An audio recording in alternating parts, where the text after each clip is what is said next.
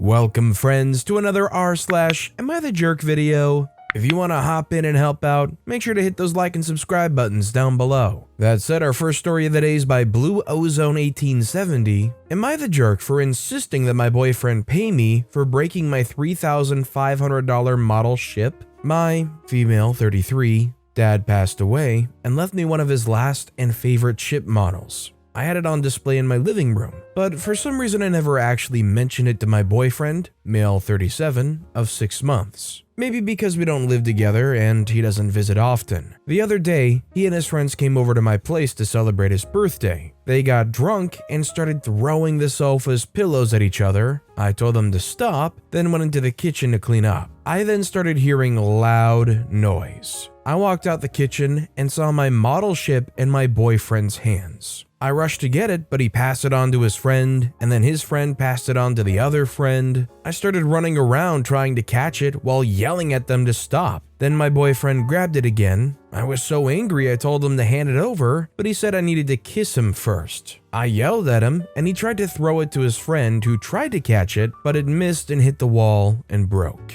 I lost it, kicked all of his friends out, then had a fight with him, telling him this was a sentimental item from dad, and demanded that he paid me $3,500 because that's how much it costs. He left, then called in the morning, asking if I was serious about wanting him to pay $3,500, and I said I was dead serious. He started making excuses, saying he was drunk, and also I never told him about this ship, and how important it was for me before, both monetarily and sentimentally, so that's on me. We had another fight, and then I hung up on him, telling him I'm expecting the $3,500 and that I wasn't afraid to take the legal route if I have to. He kept texting, asking me to let it go, and saying it was cruel of me to threaten him with the law. He had his friends apologize, thinking this would be it, but I insisted that he pay me. I get that I might have got worked up over an item and treated my boyfriend badly, but to me, it seemed like recklessness on his part. Am I the jerk? I mean, no, I don't think Gopi's a jerk at all.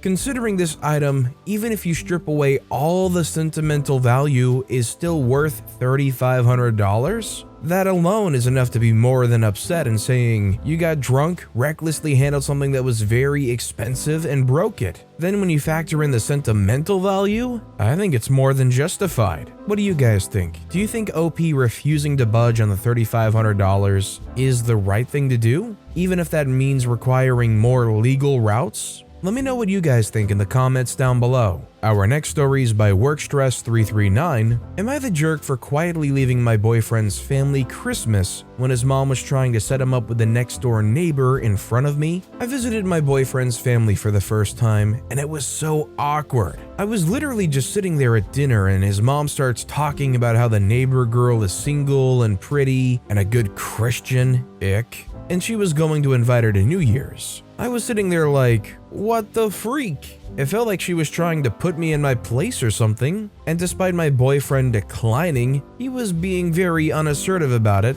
when I would have been saying, what the absolute freak are you saying, mom, in his shoes. So I got up, got my casserole, cake, pie, and wine from the kitchen, and headed out. Drove home to my place, and texted my boyfriend, not here for this reality dating show drama lol. Is your mom always like this? He asked me where I was, and I said I'd headed out. I'm not into the trashy reality TV drama vibe. He asked where, and I said I was at home. He said he didn't want me to spend Christmas alone, and I said, come on by then. And he felt conflicted because his family was already tense after they realized I'd left with my cooking and the dessert. I said, come by or don't. Just tell me when you figure it out. But then I ate a bunch of casserole and cake, drank a lot of wine, and fell asleep. My boyfriend was texting and calling a lot when I was asleep, but I missed it all. He had apparently decided to leave the party and spend the night with me, but when I didn't answer, he ended up staying. The next day, I asked him if he sorted things out with his mom so she doesn't go saying that crap anymore. He said he wasn't interested when it was happening. I asked if he could have had a serious talk after the fact because I wasn't there when it was happening, and I don't think she got it. He wasn't sure, so I just made other plans for New Year's. Because even though he'd invited me to his, I wanted a good time and to not be dealing with pettiness. My boyfriend was frustrated I dipped on New Year's too, and it's been an ongoing argument. I think he should have chewed out his mom on Christmas for being petty and weird. He thinks I shouldn't have ghosted with my food, especially because I had brought a few big parts of the Christmas dinner. Am I the jerk for dipping on Christmas dinner? Although they committed to this Christmas dinner, brought stuff over with the expectation of serving for other people, if those people are going to be disrespectful and basically ignoring your existence and who you are, they don't have any right to keep your casserole. You bring a dish over, you're hanging out, and they try to hook your boyfriend up with another person for New Year's, and your boyfriend doesn't even stand up for you or defend you. To me, I'd say, I see where our priorities lie. I see how we're feeling about this. I'm just gonna head out. Our next story is by Signal Guidance 7956. Am I the jerk for telling my 9-year-old son he shouldn't touch girls without their consent? My husband and I have 3 kids. 2 girls, teenagers, and a 9-year-old boy. Last week, I saw him on the playground putting his arm around a girl from his class. And when I asked him about it,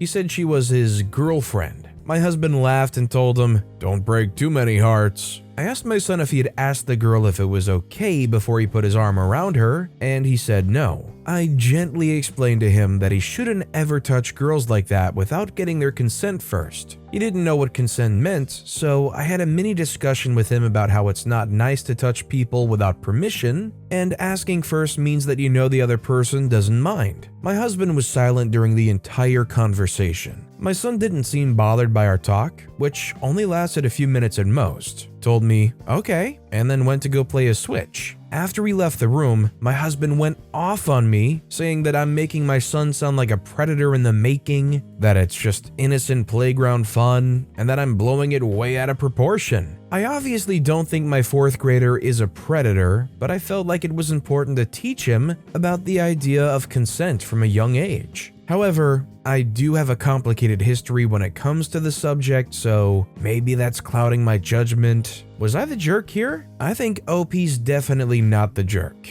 OP's intentions weren't to be accusatory or make their son out to be something that they're not. It's just actually teaching them a very good lesson about how they and other people deserve the respect of getting consent before you touch them. I mean, you think about those kids growing up through those very important developmental years on the playground. A lot of times those kids don't respect anything remotely near resembling consent. Basically, OP's teaching their kid from early on to respect other people, and that's a great thing. The husband's the only one equating it with being accusatory or predatory. This next story is by username 3018. Am I the jerk for calling out my husband's favoritism? My husband Tom, 37-year-old male, and I, 33-year-old female, have been married for 7 years and we have 2 kids. Sammy, 3, Nora, 5. He was married before me and had a son, Teddy, who passed on from chronic illness at 4. So far, our family's been pretty stable, meaning no fights or disagreements. Though I have some complaints about some things Tom does.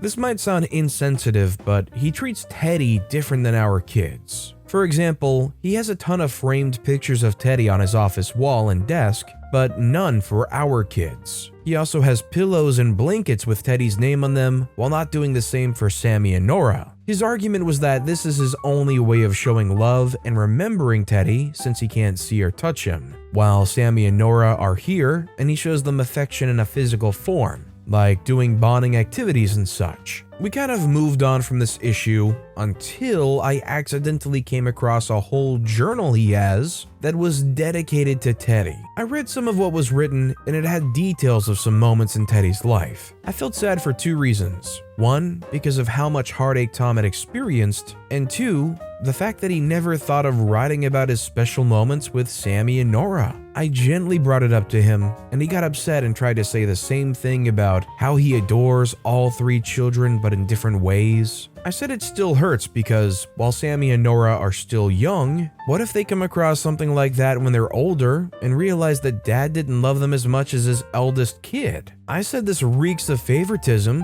but he said we weren't even having this discussion, nor should I have called him out on his alleged favoritism after I disrespected his privacy and read his private thoughts. I argued that it is what it is, and he should start considering including the kids now and not wait till they're, God forbid, gone to show them love. He said I should be ashamed of myself for implying he doesn't love his young children and for making him guilty only because he suffered a tragedy and was finally at peace with it. I said I was sorry he felt this way, but he told me to stop talking and leave the room. I walked out and he started crying. The kids then entered the room and started comforting him. So far, we haven't been on good terms. I keep trying to stay calm and collected, but he's being cold towards me, making me feel like I'm at fault here. I want to know if I'm the jerk. So I think OP is the jerk here because while I don't think I can truly understand and appreciate how it would feel to be in that kind of a position, this is a parent that lost their young kid, and these things that they're doing is just their way of coping with it. Their way of working through their emotions and feelings and still trying to feel connected to them. And meanwhile, OP's poo-pooing it and saying, oh well, why aren't you doing all this grieving and coping for your other kids? Clearly that means you must not love them the same. It's like, no, that's not how it works at all. He can absolutely love and adore those other kids and still do these other things because, like I said, it's part of that grieving and coping process. And frankly, it depends on the person, but that kind of thing might be even lifelong. I can imagine losing your kid like that could be honestly one of the toughest things you could ever have to live through. I would say rather than beat them down for what they're doing or what they're not doing, I would say try to be the driving force and initiate more moments between the father and those kids and just try to create some of those memories and joy. And our final story of the day is by I tried, alright? Am I the jerk? I fed my son curry rice. My wife and I have been married for 5 years. We have a 3-year-old son. Yesterday, my wife had to go meet her mom immediately because her mom had fallen from the stairs and was admitted in the ER. My wife called a babysitter, but our usual babysitter was busy, so she couldn't come. I told my wife I had a day off from work, and I'd take a sick leave as well so I didn't have a problem taking care of our son. But my wife said that I wouldn't possibly be able to take care of my son all by myself. She has a history of not trusting me with our son ever since he was born. She thinks I can't possibly take care of a child on my own because I'm a man. Her father didn't know how to take care of her and her siblings, so she thinks even I'll not be able to take care of our son properly. That's why she even became a stay-at-home mom after our son was born. So she prepared some food for our son and told me not to feed him anything else apart from what she had prepared because she doesn't trust me to not burn down the kitchen. I'm actually a very good cook, so I was pretty offended, but agreed to do what she said because she was already stressed. At around lunchtime, when I tried feeding my son the porridge, he spat it out and wasn't eating it, so I tasted the porridge myself and found that it had too much salt in it. My wife hadn't prepared anything else from the porridge, so I fed him the curry rice I'd prepared for myself. I mashed the rice well and added just the curry without any beans to prevent choking. He ate it without complaint. For dinner, I fed him rice with curd. When my wife called me this morning, she asked me if everything was fine. I told her that the porridge she prepared had too much salt in it, so I fed our son curry rice and curd rice. She blew up, saying that I must have lost my mind to have fed our son, despite her repeatedly telling me not to cook for him. I got mad at her and asked her what I was supposed to do if our son didn't want to eat the porridge. I couldn't have let him starve all day, obviously, so I fed him what was there at home. She said that I'm very irresponsible and that she should have just taken our son with her to meet her mom. She cut the call abruptly on my face and has been ignoring me since then. She texted me a while ago saying that her friend would come to take our son and that her friend would be babysitting our son until she comes home. I told her immediately that she's delusional if she thinks I'll let a stranger take my son. She said I'm being a jerk to her when she's already stressed about her mom. Am I the jerk? So, very clearly, I think OP's not the jerk here.